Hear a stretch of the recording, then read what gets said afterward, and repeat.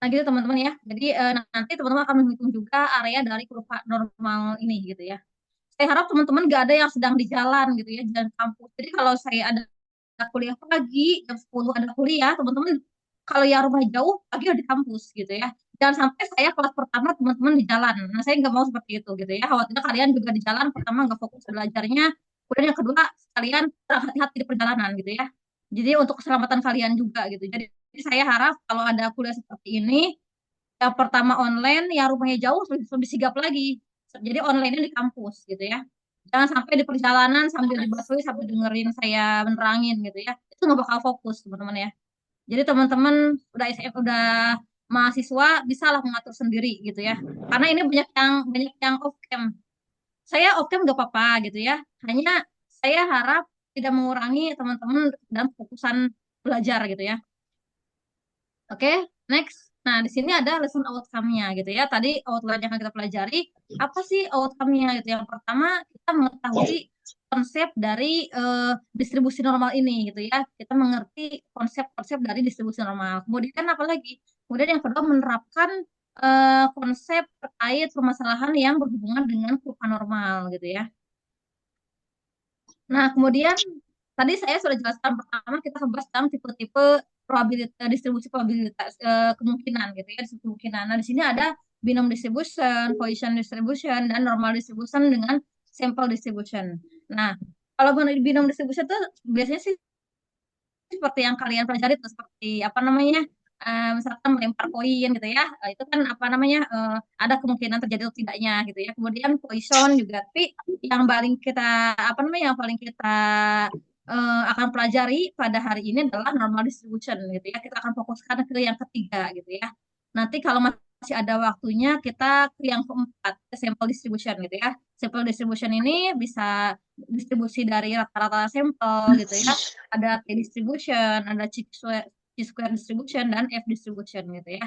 Nanti jadi teman-teman itu kalau di normal distribution teman-teman menggunakan tabel Z gitu ya. Tapi ada selain tabel Z juga namanya tabel T gitu ya.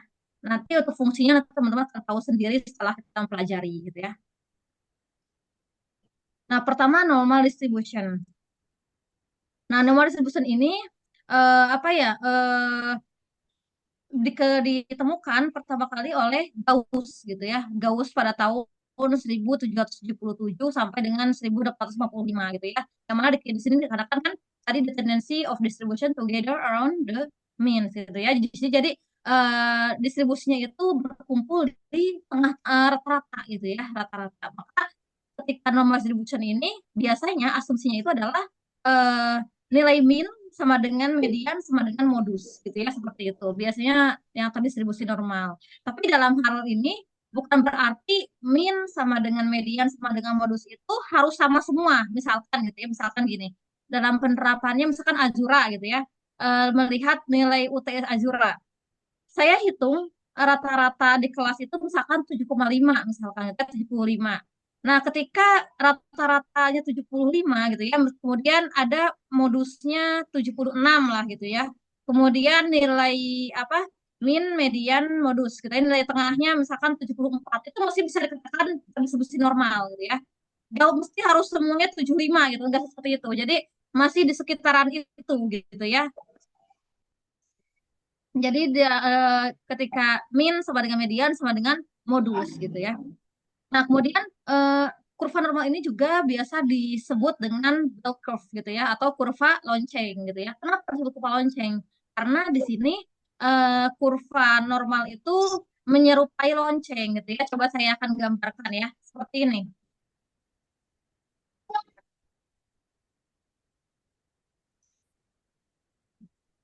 Nah, seperti ini teman-teman ya. Nah, kurva normal itu seperti ini. Jadi di sini dia dikatakan bell curve gitu ya. Di mana di sini itu adalah 0,0. Dan di sini adalah mu gitu ya. Mu itu adalah rata-rata dari apa namanya? Populasi gitu ya. Nah, persamaan persamaan dari distribusi normal itu adalah ini. Teman-teman tenang aja, kita nggak usah akan ngitung ini gitu ya. Karena apa? Karena kita akan menghitung dengan tabel Z gitu ya. Bisa dipahami sampai sini teman-teman? Bisa, Bu. Oke, next ya. Bentar dulu saya hapus dulu ya biar gak coret-coret ya. Nah, gitu teman-teman ya. Kemudian sekarang kita melihat biar kita lebih mengenal kurva normal, kita akan melihat karakteristiknya. Apa sih karakteristik dari kurva normal itu? Yang pertama, tadi saya jelaskan ya. Karakteristiknya adalah mean value atau nilai rata-rata itu sama dengan nilai median atau nilai tengah dan sama dengan modus. Nah, tapi dalam hal itu tadi saya katakan bahwa tidak perlu misalkan ketika mediannya 70 harus 70 semua, enggak gitu ya. Mendekati pun nggak apa-apa gitu ya. Misalkan tadi yang saya katakan misalkan minnya 75, mediannya 74 gitu ya. Modusnya 76 ya nggak apa-apa gitu. Jadi mendekati juga gitu ya. Seperti itu. Bukan berarti harus sama banget semua gitu ya. Kemudian yang kedua ada graph on the x-axis gitu ya. Jadi kurva normal itu grafiknya itu adalah on the x-axis gitu ya. Ada garis X. Bagaimana kita tahu kan kalau misalkan kita buat grafik gitu ya. Bentar, saya gambarkan ya. Kita kan pasti gini ya. Nah, gini kan ya. Di sini Y gitu ya. Aduh, sorry ya saya nggak pakai mouse, jadinya agak susah ini. Sini X gitu ya. Nah, gambar dari kurva normal itu pasti on the n-axis seperti ini pasti gitu ya. Nah gitu, sorry. Nah gak mungkin seperti ini gitu ya. Nah gak mungkin di X, di Y gitu ya. Ini gak mungkin. Pastinya di X gitu ya. Nah seperti ini pasti gambarnya gitu ya. Kemudian yang ketiga, the graph is symmetrically both the main X gitu ya.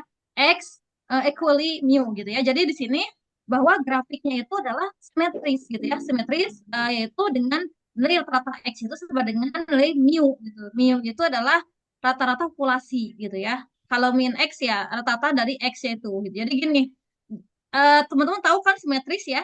Simetris itu kan ketika dibagi itu sama gitu ya. Jadi gini, sorry ya, saya ini gambarnya kurang bagus.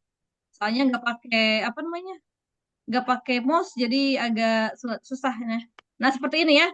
Jadi simetris gitu antara kanan dan kiri gitu ya. Antara kanan ke ini simetris. Nah kemudian jenis-jenis dari kurva normal juga macam-macam ya. Ada leptokurtik, ada platykurtik, ada mesokurtik gitu ya. Model-modelnya gitu ya. Nanti akan saya perlihatkan apa sih yang leptokurtik, platykurtik, dan mesokurtik gitu ya. Nah, kemudian yang terakhir karakteristiknya itu adalah area dari kurvanya itu adalah equal to one or 100 gitu ya. Jadi di sini area itu apa sih? Area apa artinya? Teman-teman, area artinya apa?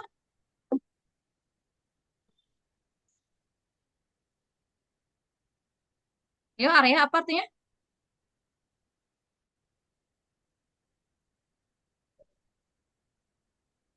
Area tuh bisa kan luas lah ya, luas gitu ya.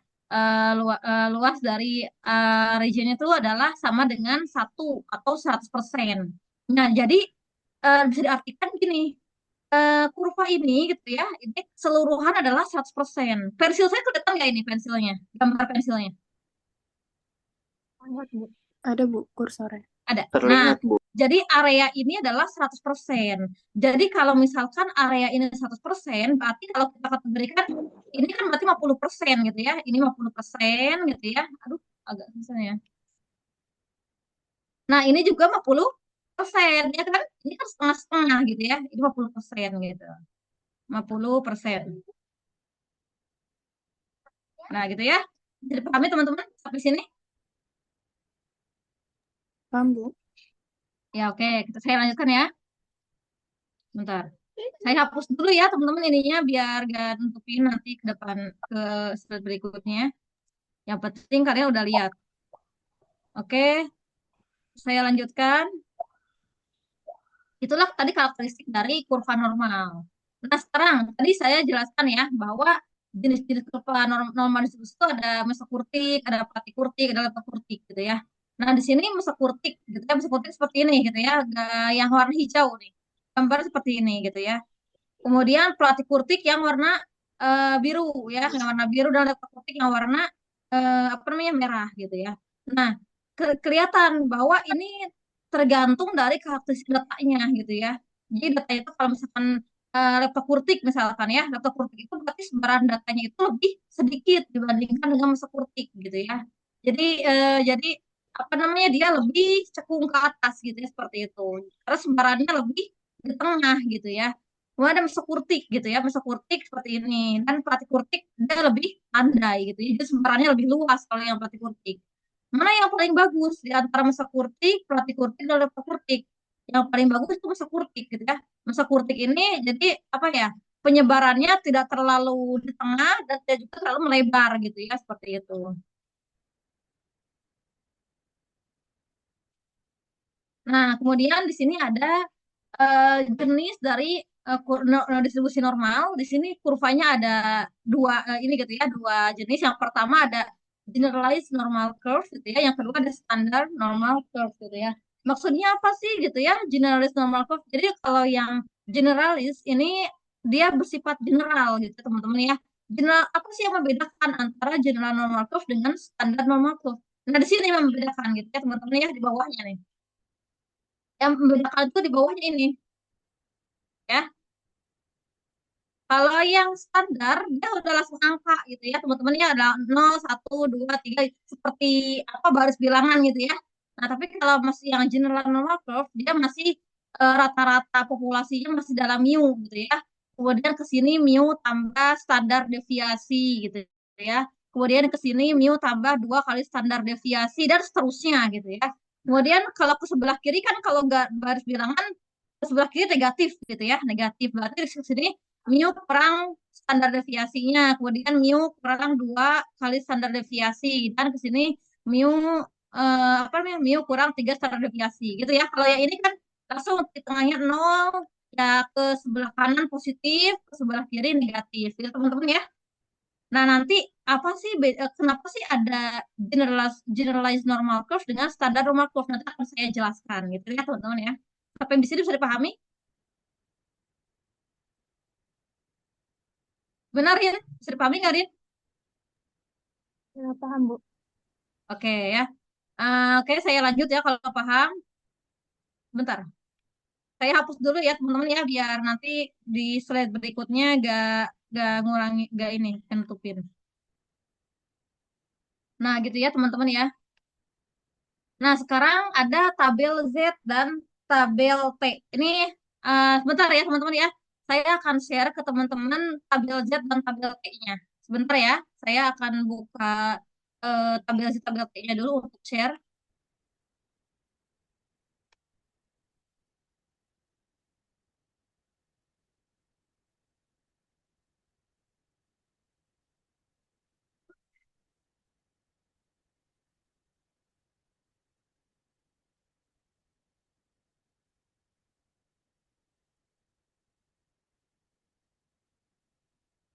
Bentar ya teman-teman ya. Lagi saya mau share dulu ini tabel Z, tabel T-nya.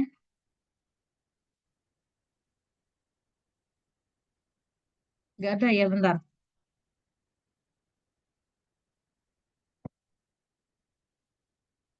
Saya lupa harusnya tadi, tadi ya saya share ke Ajura dari pagi. Oke.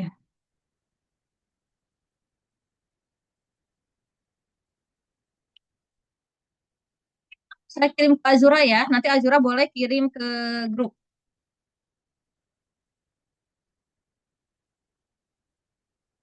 Ya, silakan teman-teman.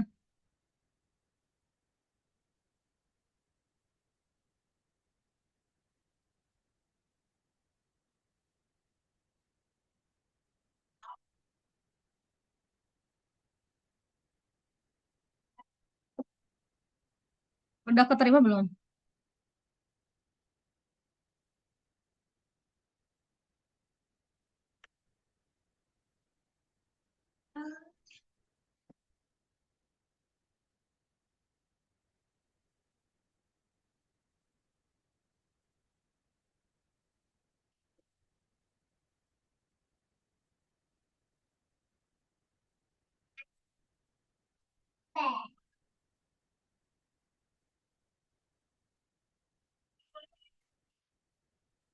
Nah, udah ya, udah di-kirim ke grup juga ya. Soalnya Bu. ada teman-teman ya, silakan download ya teman-teman ya tabel Z, tabel T-nya ya.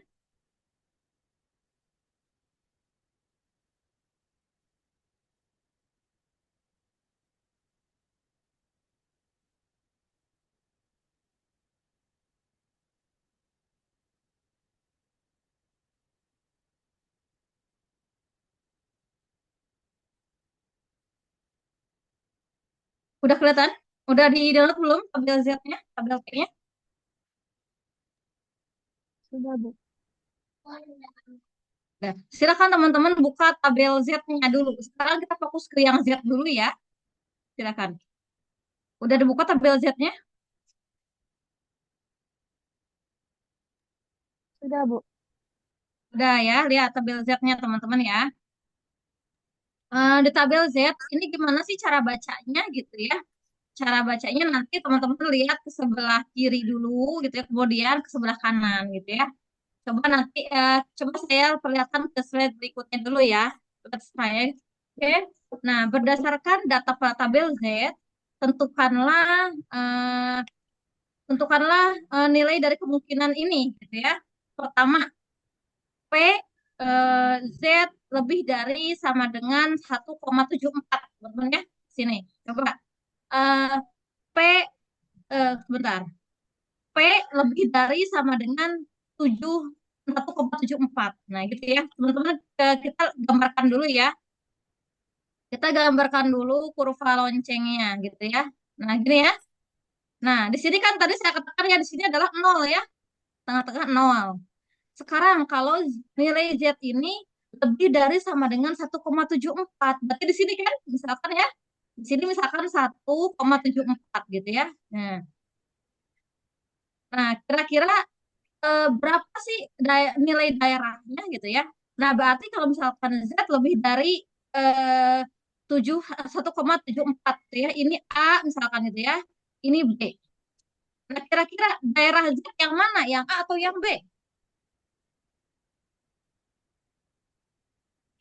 Gimana teman-teman? Kira-kira daerah Z itu yang A atau yang B?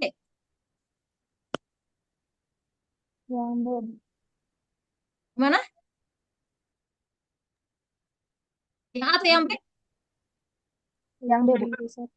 Yang B ya, karena kan Z lebih dari sama dengan 1,74. Berarti dia di sini ya. Ya, di sini yang B. Kalau di sini berarti antara 0 sampai 1,74. Ya kan kalau di sini ya yang A ya. Kalau yang A itu antara 0 sampai 1,74. Sedangkan di sini B itu Z itu adalah Z lebih dari sama dengan 1,74. Sekarang kita tentukan luas wilayahnya. Gimana sih luas wilayahnya gitu ya? Kita tentukan Z nilai Z-nya gitu ya. Pertama, kita lihat tabel Z gitu ya. Nilai Z-nya kalau misalkan 1,74 cari dulu ini. Cari dulu daerah ini. 1,7 di sini daerah ini berapa sih gitu kan? Berarti kan 1,74 itu kalau kita apa ya? Kalau kita pecah gitu ya. 1,74 itu kan berarti 1,7 gitu ya. Tambah 0,04 ya enggak? Ya kan? Tambah 0,04 ya kan? Nah, gitu ya. Nah, nah, kita lihat tabel Z ini di depan, bentar ya. Coba kita lihat tabel Z di depan. Nah, di sini. Mana yang 1,7 tambah 0,04? Ini kan 1,7 ya kan? Nah, ntar dulu. Ini 1,7 ya kan? Nah, ya. Terus 0,04-nya di sini. Ya kan? Nah, kita cari mana sih 1,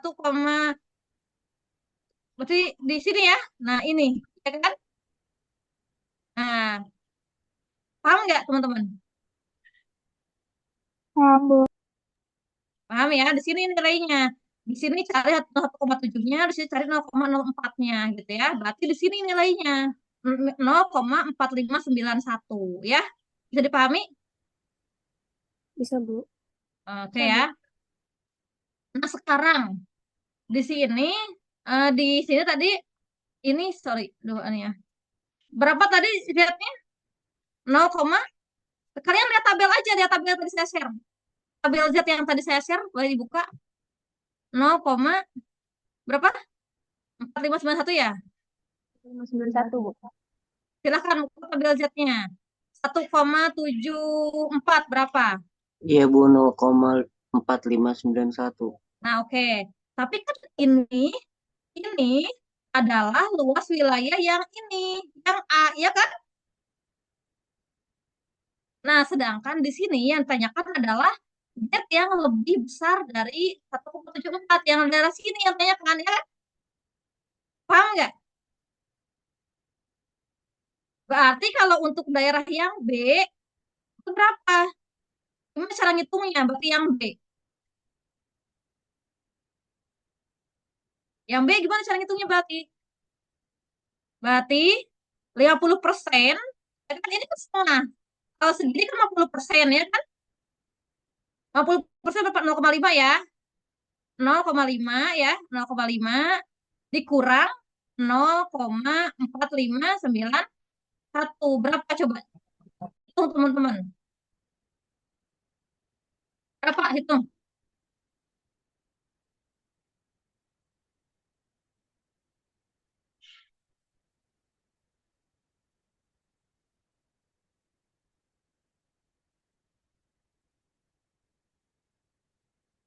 Berapa hasilnya?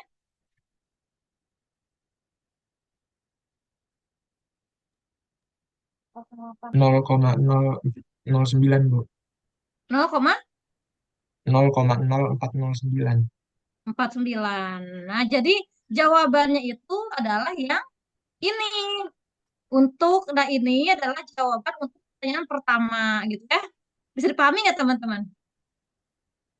Jadi teman-teman itu jangan misalkan mencari yang A, yang ini, udah jawabannya ini gitu ya. Bukan ini jawabannya, karena yang ditanyakan itu yang lebih dari sama dengan 1,74 yang daerah sini gitu ya. Bisa dipahami nggak teman-teman? Bisa, Bu.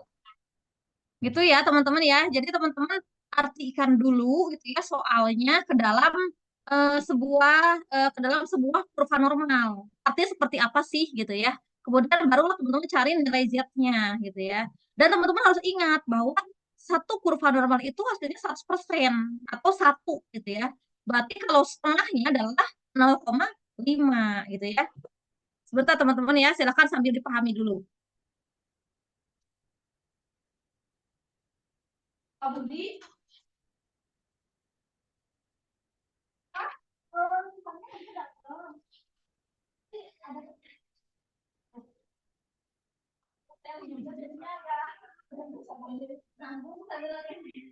oke Pak ya.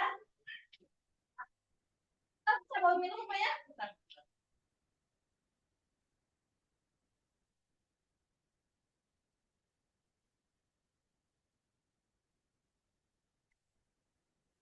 Nah, ini Pak, buat minum Bapak sama tukang. Maaf ya, Pak ya.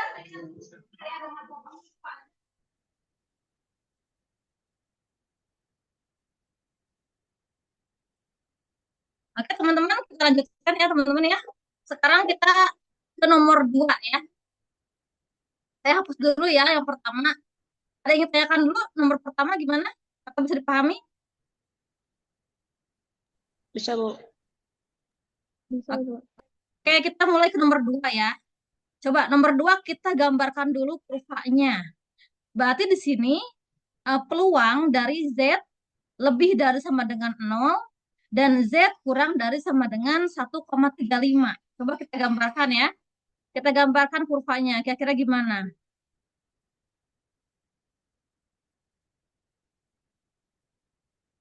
Nah, di sini 0.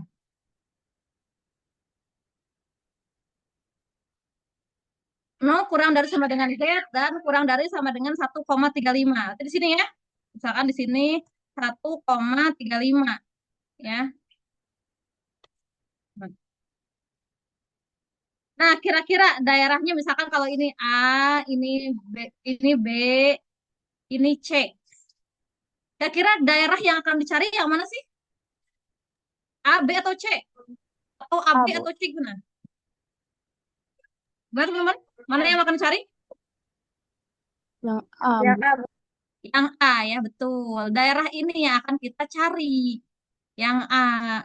Kira-kira kalau yang A, kita lihat tuh tabel Z kita. Coba lihat ya, kita ke atas dulu ya. Kita lihat ke atas 1,35. Berarti kan 1,35 itu kalau kita jabarkan adalah 1,3 tambah 0,05, ya kan?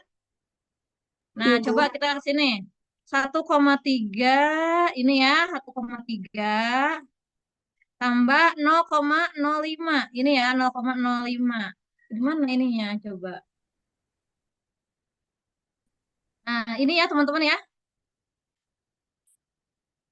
0,4155 gitu ya. Seperti itu. Udah, kalau di sini kan udah ya, daerahnya itu gitu ya. Bentar, mana sih ini ya? Oh, sorry, sorry. Ini 0,4155. Nah, di sini ya, 0,4155 ya. Kemudian sekarang yang nomor 3 sekarang. Ini dengan 0,414155.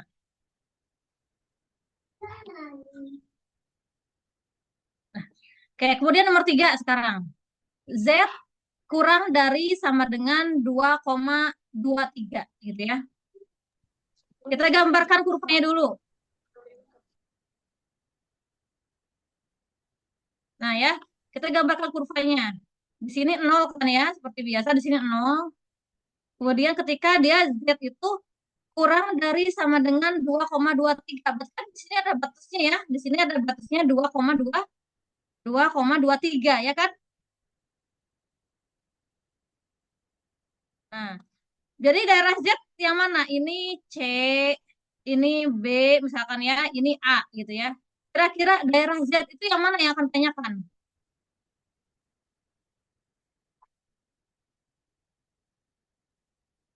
Kalau dengan persamaan ini, silakan. Z kurang dari sama dengan 2,23. Daerahnya berarti yang mana? Ya, C atau B atau A atau mana? B bukan, Bu. B. Ada lagi yang lain? C dan B, Bu. B dan C, Bu. Iya, B dan C ya. Kenapa B dan C? Karena kan di sini Z kurang dari sama dengan 2,23. Berarti semua nilai ini gitu ya, nilai ini dan nilai ini gitu ya.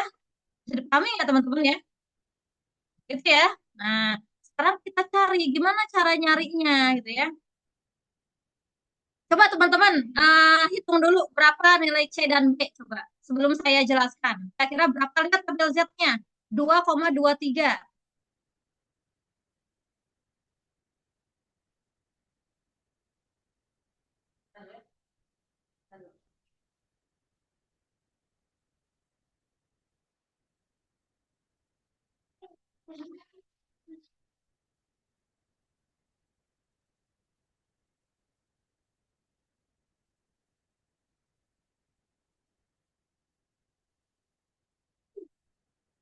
Aduh deh, aduh bentar.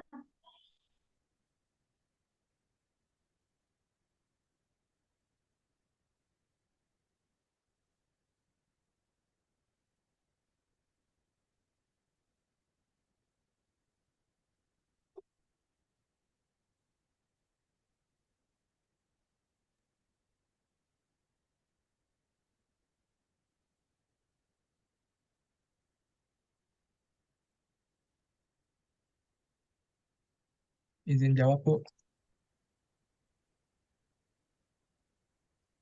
Gimana? Untuk nilai 2,23-nya itu 0,4871. Oke, baik. Silakan dong. Silakan gimana yang lain? Ya, Bu, benar.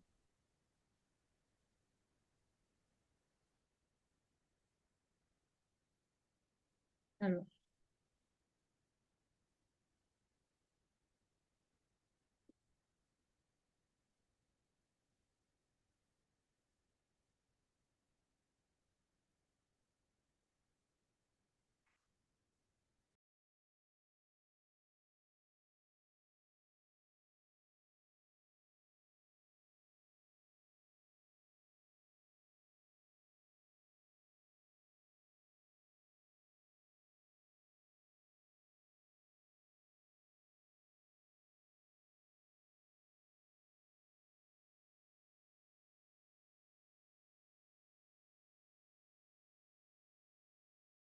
Gimana teman-teman cara ngitungnya? Ada yang coba sekarang hitung bareng-bareng ya. Sekarang 1,35 dulu. Berapa hasilnya? Z-nya?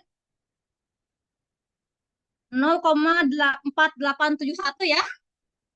Ya. Yang 1,35 0,4871 ya kan?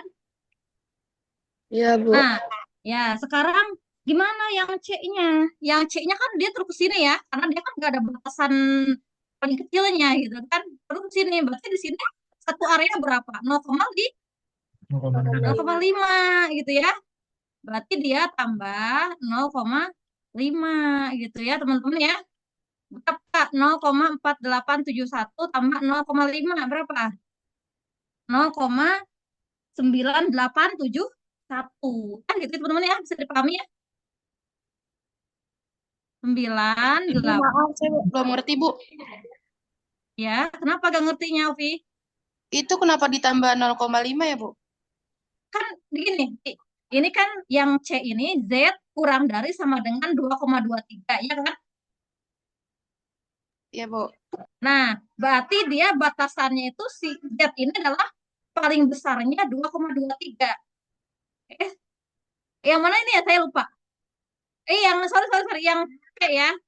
Yang C ya, yang ini. Sorry sorry. Aduh kok jadi saya tinggalin dulu jadi salah ini ya. Bentar-bentar ya, coba saya gambarkan lagi.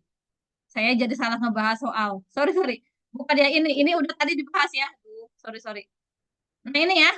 Nah ini ya. Tadi kan yang C ini adalah Z kurang dari sama dengan 2,23 ya. Nah, di sini berarti Z ini adalah paling besarnya 2,23. Di sini ada batas 2,23, ya kan? Nih, di sini ada batas, bentar, pakai pensil. Di sini batas 2,23, batas terbesarnya. Tapi kan di sini nggak ada batas, batas terkecilnya, jadi Z itu nilainya sampai sini gitu ya. Paham nggak, Pi? Oh, iya paham, Bu. Jadi di sini kita cari dulu nilai 2,23-nya gitu ya. Nilai 2,23 berapa? Berapa di tabel Z? 2,23. 0,4871, Bu. Ya, ya, sapi sini. Sapi, sapi ya nih. Nih. Nah, 2,23 adalah 0,4871 ya kan? Nah, ini kan nilai Z-nya gitu ya. Kemudian kan dia wilayah sampai ke sini gitu ya. Di sini ada setengah rupa normal. Setengah rupa normal itu kan 0,5 gitu ya. Paham nggak? Iya paham, Bu. Ya, tambah 0,5. Jadi hasilnya 0,9871 ya. Bisa main dulu ya. Nah, jadi ini hasilnya adalah 0,9871 gitu ya, 9871. Oke, teman-teman sampai di sini ada yang tanyakan nggak? Jadi luas daerah itu tergantung dari teman-teman menerjemahkan ini gitu ya. Coba sekarang kita kerjakan yang D. Gimana yang D? Peluang nilai Z gitu ya. Nilai Z lebih dari min 1,21 dan Z kurang dari sama dengan 1,06. Berarti gimana gambarnya kalau seperti itu? Nah, gini ya. Nah, gini ya. Ini 0, ya kan? Ya kan ini 0 ya. Sekarang Z itu batas terbesarnya adalah 1,06 di sini. Misalkan itu ya. Di sini adalah 1,06. 06. Ya kan? Kemudian dia lebih besar dari sama dengan min 1,21 di sini gitu ya. Di sini batasnya dia min 1,21. Maaf ya teman-teman, saya nulisnya lama nih karena nggak pakai mouse nih. Jadi di mana letak Z-nya? Di sini. Di sini. Kemudian di sini ya kan? Gitu. Bisa dipahami ya teman-teman ya? Bisa, Bu. Nah, sekarang coba cari berapa luasnya. Coba teman-teman cari 0,6 ini di tabel Z ditambahkan dengan 1,21 ini. Coba silahkan cari dulu. 1,06 yuk kita cari bareng-bareng lah ya. 1,06. 1,06. Nah, ini bentar. Ini 1,0 gitu ya. Tambah 0,6 gitu ya. Nah, sini ya. 0,3554, Bu. Berapa? Iya, betul. 0,3554. Kemudian berapa daerah sininya? 1,21. 1,2 di sini ya. 1,2 tambah 0,01 di sini. Mama, beli. Ma, Di sini ya. Mama, beli. 0,3869. Nah, kita kalau menghitung luas yang tengah-tengah tadi ini, kita jumlahkan. Yang ini jumlahkan dengan yang ini gitu ya. Berapa coba jumlahkan?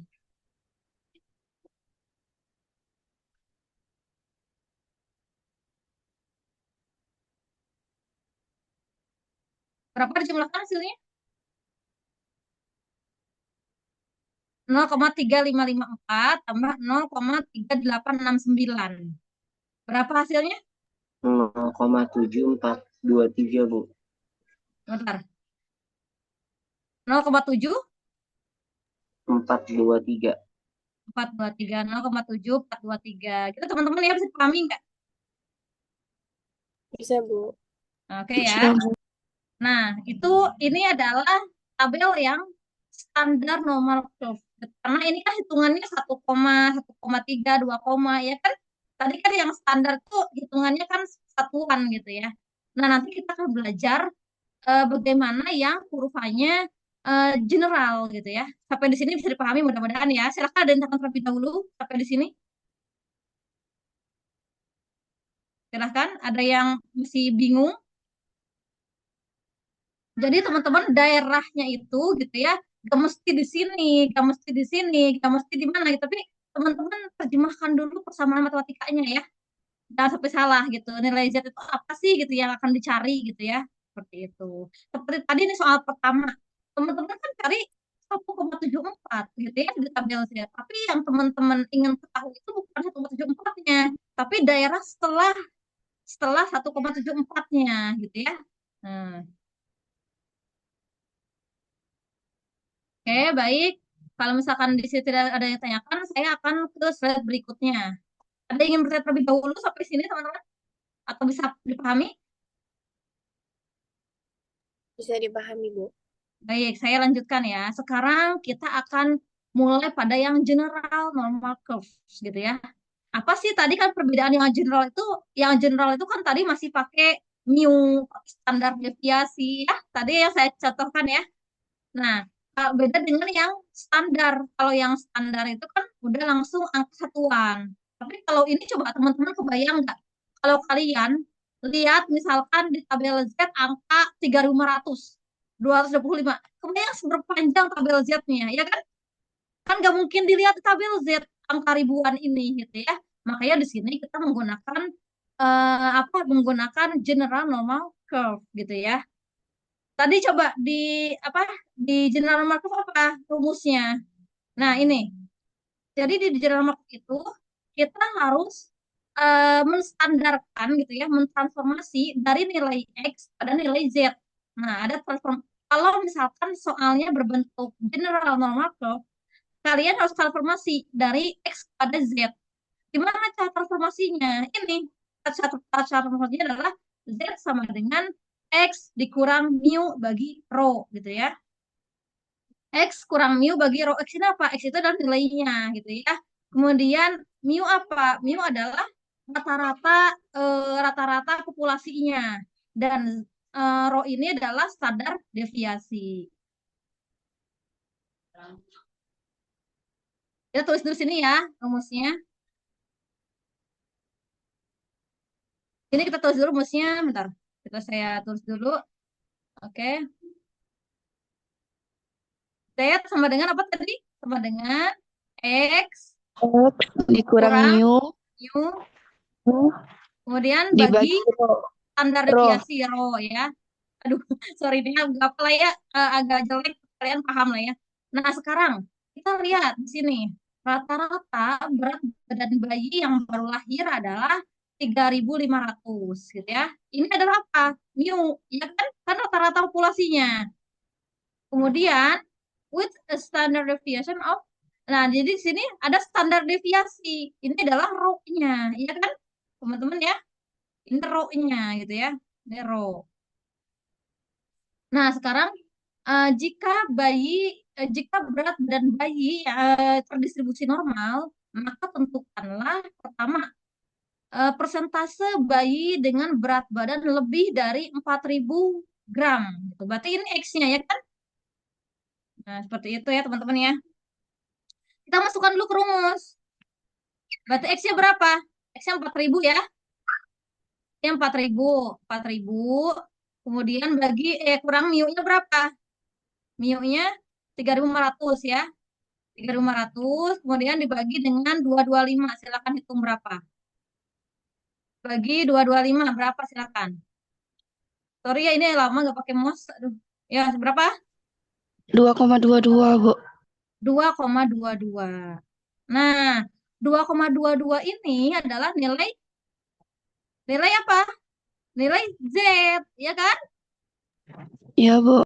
Nah, karena kita udah tahu nilai Z-nya 2,22, barulah kita cari di tabel Z 2,22 itu berapa. Silahkan cari di tabel Z 2,22 berapa. Yuk kita cari bareng-bareng boleh. 2,22 ya. Nah, di sini. Oh ini sorry ini potongan ya saya.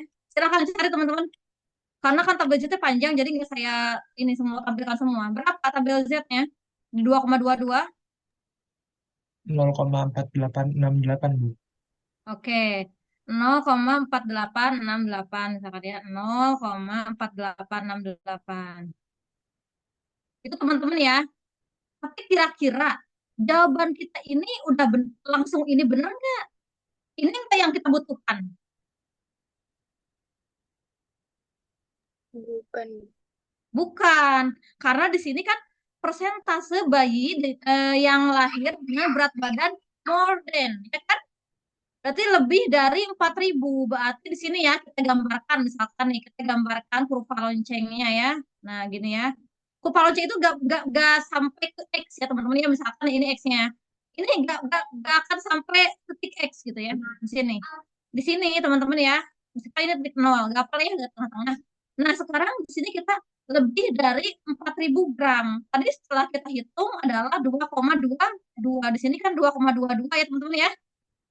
2,22. Nah, tapi yang akan kita cari itu adalah yang more than. Berarti di sini, ya. Jadi gimana cara nyari yang di sini? Gimana caranya? Cara nyari yang di situ? Gimana? Kalau cara nyari yang di sini, area sini gimana? 0,5 0,5 dikurang 0,4868 gitu teman-teman ya. 0,5 gitu ya dikurang 0,4868. Silakan dihitung berapa. 68 berapa silakan hitung.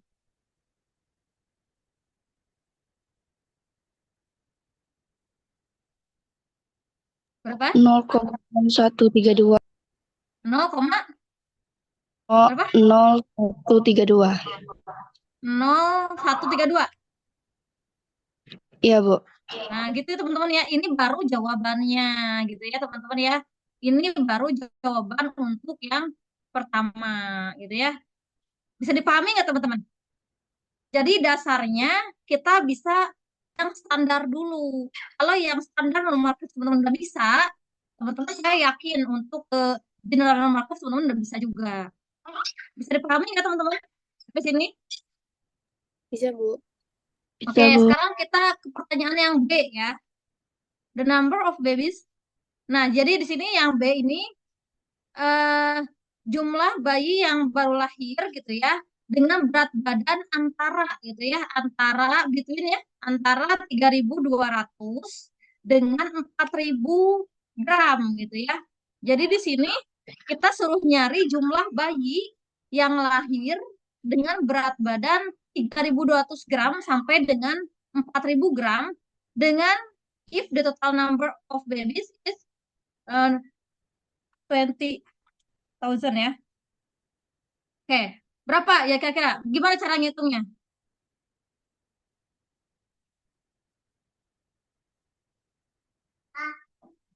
Berarti kan teman-teman harus cari dulu ini 3.200-nya. Ini X-nya ya, ini X ya. X-nya 3.200. Berarti gimana? Masukin ke sini. masukin ke rumus yang tadi. Coba saya hapus dulu ya teman-temannya biar ini hapus di mana ya? Di sini lah ya. Ya di sini lah ya.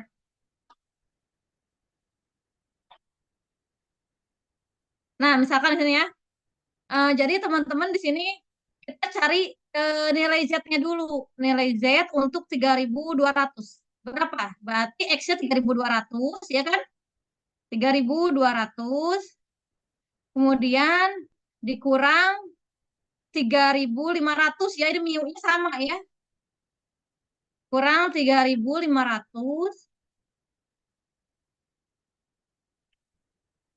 dibagi 225. Berapa? Kita akan dihitung teman-teman. 3.200 kurang 3.500 dibagi 2,25. Dibagi 225 berapa? Min 1,33, Bu.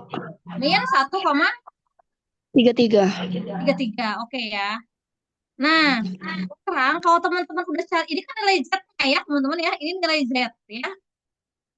Ini nilai Z juga gitu kan untuk nilai 4.000. Ini nilai Z untuk 4.000, ini nilai Z untuk 3.200. Sekarang teman-teman akan cari jumlah bayi yang lahir di antara 3.200 dengan 4.000. Berarti kan teman-teman gini ya. Nah, kita gini, kemudian misalkan ini gini. Nah, kita Z-nya itu berarti antara 1 min 1,33 gitu ya. 1,33 gitu ya di sini. 3. Nah, sorry ya ini 0 lah ya. Ini 0 ya. Kemudian sampai 2,22 gitu ya. Ini kan 4.500 4.000-nya gitu ya.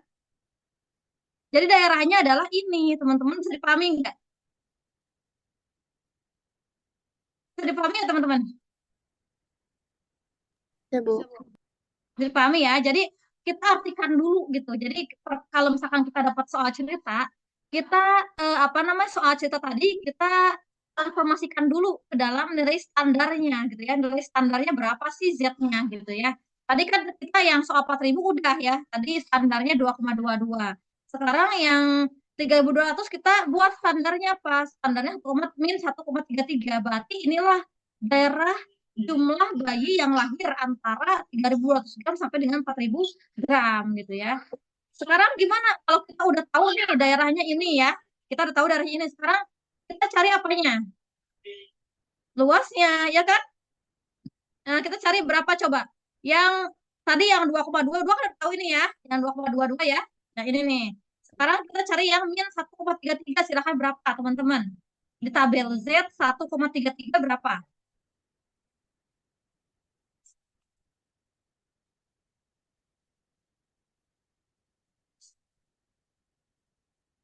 Berapa?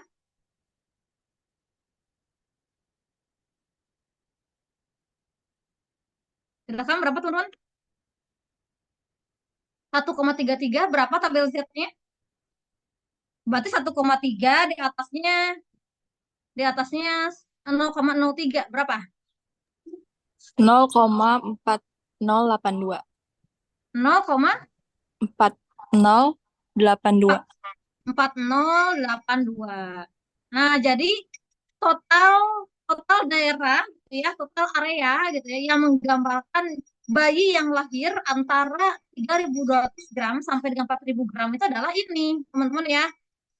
Yang ini sampai ke 0, kemudian 2,22 sampai ke 0. Kita jumlahkan karena daerahnya kan ini gitu ya. Kita jumlahkan berapa hasilnya? 895. 0,895. 8 berapa? 95. 895 ya. Oke, sorry. Ini susah nih nggak pakai mouse, aduh. Oke ya, 0,895 berapa? Mas bayar aja. Oke, 0 ya, di sini 0. Nah, kemudian kira-kira jawaban kita cukup sampai sini, teman-teman. Cukup nggak sampai sini jawabannya? Enggak, Bu. Ini enggak. Kenapa enggak? Karena di sini ditanyakan the number of babies ya. Jumlah bayi yang lahir. Ini kan baru luas areanya aja. Jadi gimana cara nyari jumlah bayi yang baru lahir tadi? Berarti ini dikali 20.000. Gitu ya teman-teman, kalau populasinya 20.000 ya. Bisa pahami ya? Bisa, Bu. Nah, ini kan kalau kita persentasekan 89,5% ya. Gitu. Jadi teman-teman jangan sampai apa ya salah ini gitu ya. Maksudnya apa ya? Soal tuh yang gantung jawabannya gitu. Belum sampai ke jawaban akhir. Jadi berapa jawabannya ini? 17.900, Bu. 89,17.900. 900. Nah, inilah jawabannya. Jadi total bayi yang lahir dengan berat antara 3.200 gram sampai dengan 4.000 gram dengan populasi 20.000 itu adalah sebanyak 17.900. Itu teman-teman ya, bisa dipahami nggak? Bisa, Bu. Bisa, Bu. Mudah-mudahan ya walaupun kita online, mudah-mudahan penjelasan saya jelas gitu, teman-teman ya. Silakan, ada yang masih bingung nggak masalah ini? Ada yang ingin tanyakan terlebih dahulu nggak? Sampai soal yang ini, karena kita sebelum ke soal tabel T. Gimana? Ini baru tabel Z aja. Gampang kan tabel Z ya cara bacanya ya. Cuman lihat samping kirinya, lihat atasnya. Tapi challenge teman-teman itu ini mengartikan dari persamaan matematikanya ya, atau mengartikan dari soalnya gitu ya. Jadi soal itu teman-teman artikan dulu apa sih yang mau dicari gitu ya. Bisa dipahami? Bisa, Bu. Bisa dilanjut nggak teman-teman? Atau mau tulis mau nulis itu yang lainnya? Lanjut ya? Bisa dilanjut ya, Bu. Bisa dilanjut. Lanjut, Bu. Oke. Saya lanjut ya, tapi saya hapus dulu ya biar nanti nggak coret-coret juga. Taruh. Ini ke belakangnya apa ya? Bentar. Oke. Saya hapus dulu ya, nanti. Kalau teman-teman sudah paham tadi apa namanya soal yang tadi saya jelaskan, eh bentar.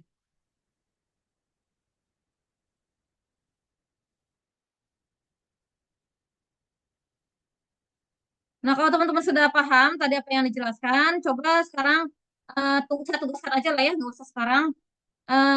Nanti teman-teman ini ya, kerjakan ini. Ini soal pertama ya teman-teman ya.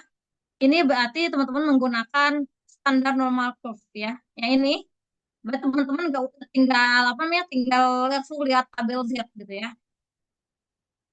Bisa? Seperti yang ini tadi misalkan coba kita contohkan satu lah. Z kurang dari sama dengan Z lebih dari sama dengan 1,62. Berarti kan gini ya teman-teman ya. Ini tabel ini focal loncengnya di sini 0 gitu ya. Kemudian di sini 1,62. 1,62. Nah, kira-kira daerahnya yang A atau yang B? B, Bu. B ya, karena dia lebih dari 1,62, berarti daerahnya yang ini. Teman-teman carilah gitu. Cara nyarinya gimana? Jangan cara nyarinya ini, cari nilai Z-nya berapa. Ketika ketemu itu ya nilai Z 1,62, bukan ini jawabannya. Jawabannya adalah 0,5 dikurang hasil dari nilai Z dikurang nilai Z dari ini gitu ya. Paham kan ya?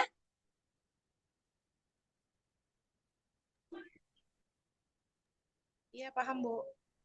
Nah gitu ya teman-teman ya. Jadi teman-teman jangan langsung nemu tabel Z langsung itu isinya. Bukan seperti itu. Tapi teman-teman identifikasi apakah itu yang dicari atau ya hal yang lain yang dicari gitu ya. Jadi kalau teman-teman lihat soal itu detail gitu misalnya yang dicari itu bukan gitu, gitu ya teman-teman ya. Silakan nanti dikerjakan ya ini ya.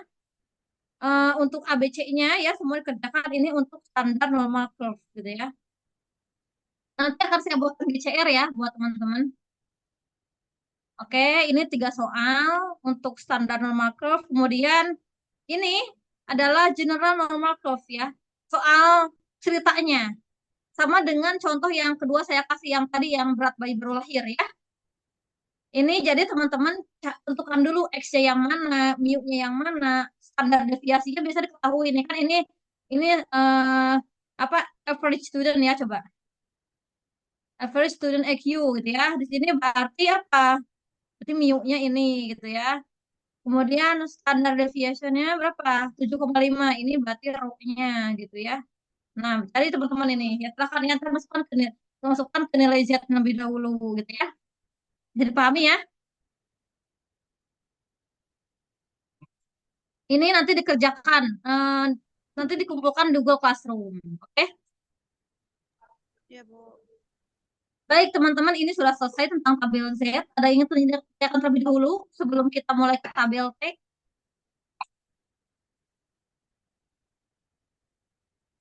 Atau cukup jelas? Cukup, Bu. Oke, saya... Gimana, Rin? Enggak, Bu, jelas. Oke, baik. Saya lanjutkan ya, teman-teman ya. Saya lanjutkan ke apa namanya ke slide berikutnya. Sekarang T distribution. Saya minum dulu.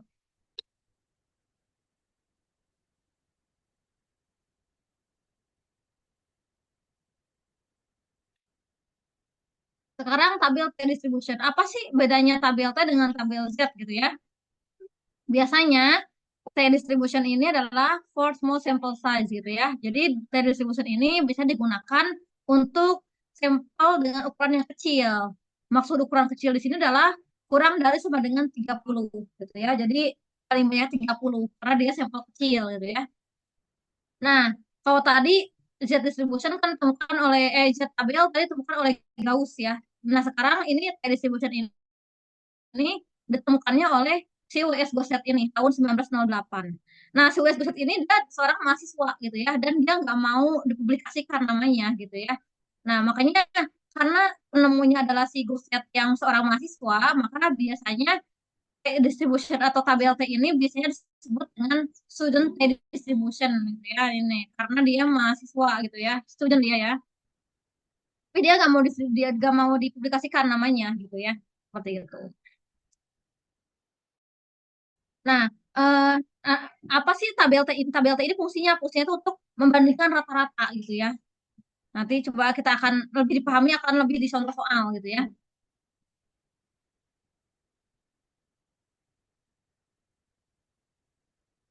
Nah, di sini biasanya kan tadi dijelaskan bahwa distribution itu adalah menggunakan sampel yang kecil ya, yang sedikit.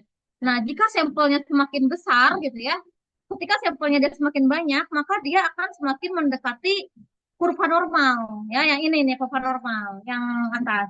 Tapi ketika dia sampelnya semakin sedikit gitu ya, maka dia akan semakin landai. Dia akan semakin landai di sini gitu ya.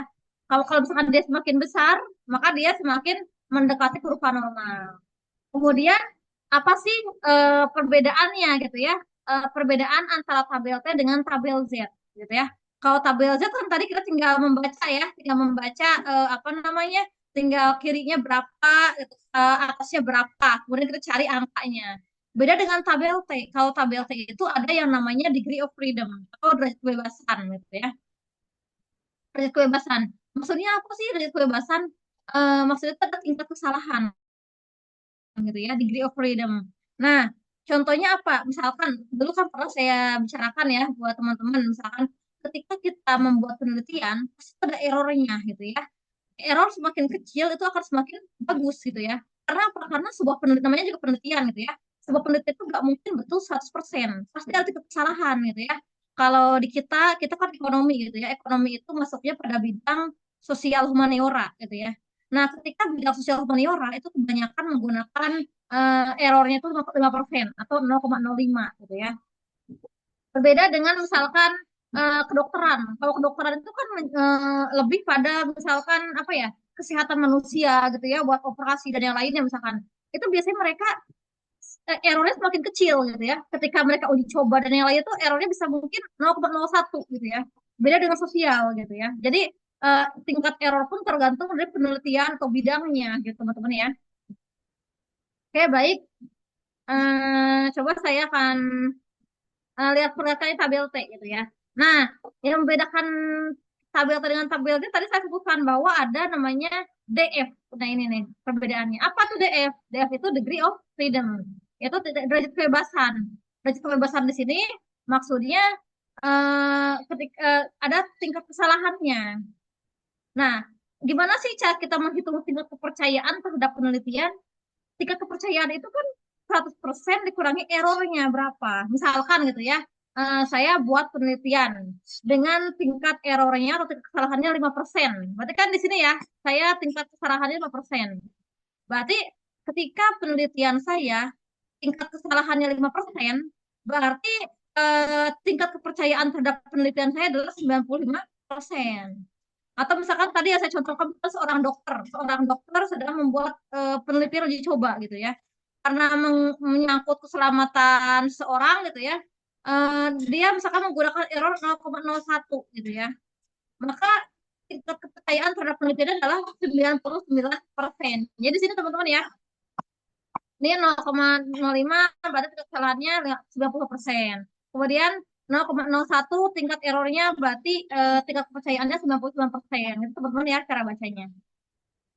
Untuk lebih bisa dipahami mungkin kita langsung ke contoh soal teman-teman ya. Bentar ya, saya langsung ke contoh soal di bawah.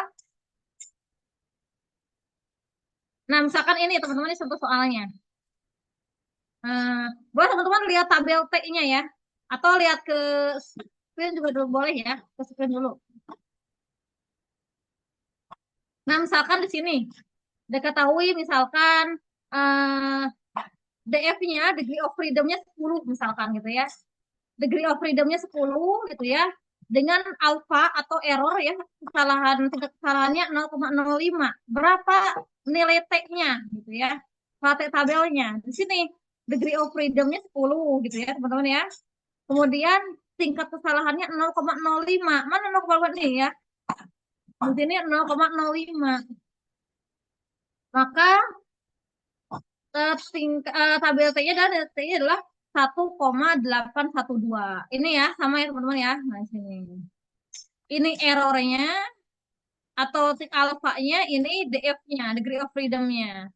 Hasilnya 1,812. Kemudian bagaimana jika tadi yang saya contohkan, misalkan dia errornya 0,01, hanya 1% karena seorang kesehatan misalkan gitu ya.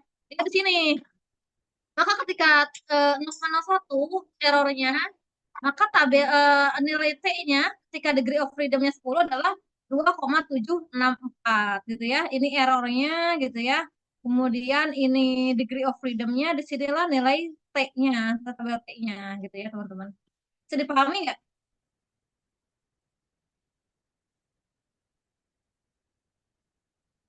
Bisa dipahami teman-teman?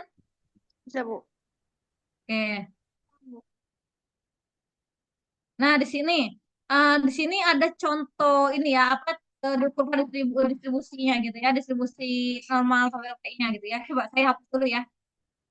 Sebentar, saya hapus dulu.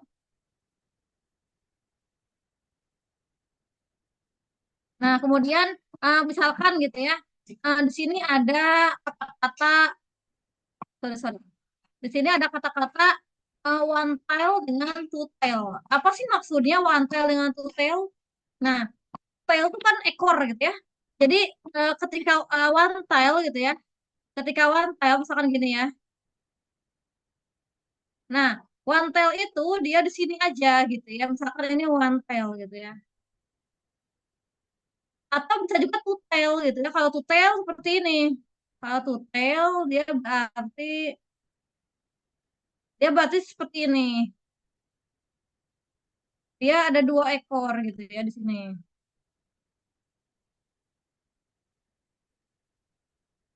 Nah, ini ya. Ini one tail, two tail. Kemudian misalkan kalau saya orang ekonomi, saya melakukan penelitian gitu ya dengan tingkat kesalahannya 5%, 0,05 gitu ya, 5%. Berarti kalau kalau kesalahan saya 5%, kalau saya menggunakan two tail di sini saya 5% gitu ya. Di sini saya 5% tingkat errornya gitu ya. Nah, tapi kalau saya two tail, berarti di sini tingkat error saya di sini 2,5% gitu ya. 2,5%. Di sini 2,5%. persen teman-teman gitu ya. Karena dia tutel gitu ya, seperti itu.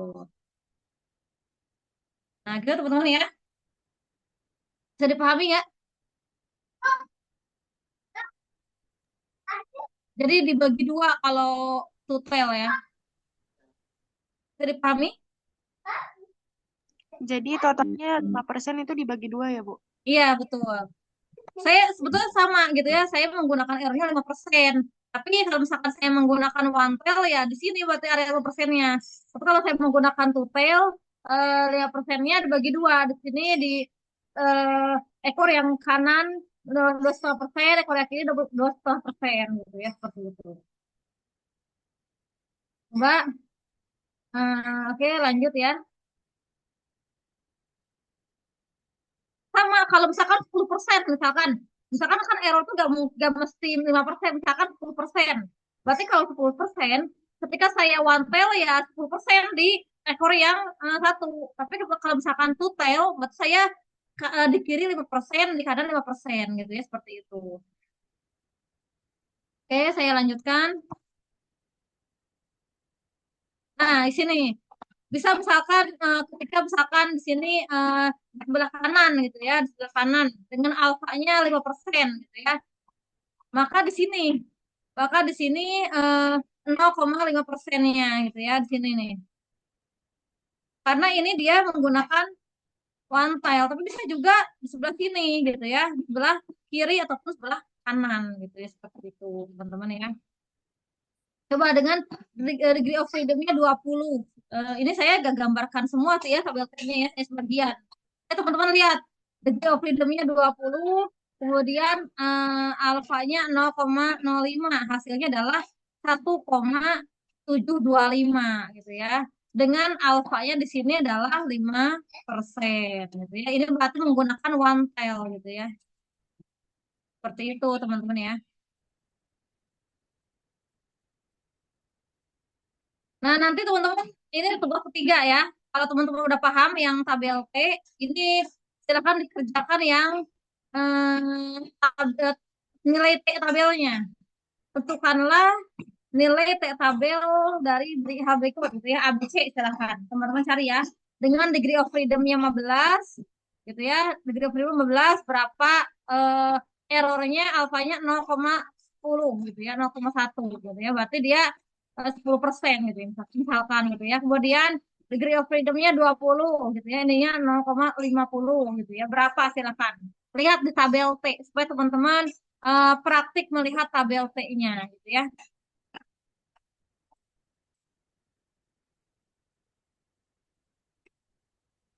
Oke, udah selesai teman-teman. Gitu teman-teman, ini untuk melihat normalitas dari data gitu ya. Baik teman-teman, mungkin sekian ya yang materi hari ini. Ada yang saya tanyakan terlebih dahulu sampai di sini. Nanti silahkan dikerjakan ya tugas-tugasnya, dan jangan lupa silahkan dikumpulkan tugas mini risetnya gitu ya. Tugas mini risetnya sebelum UTS gitu ya, karena kita UTS minggu depan.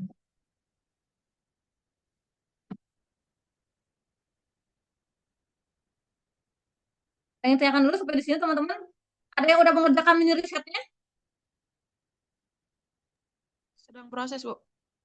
Proses. Oh ya, nah. Tadi ya kalau ada yang mengerjakan saya mau lihat presentasikan gitu. Jadi biar saya tahu gitu bahas apa.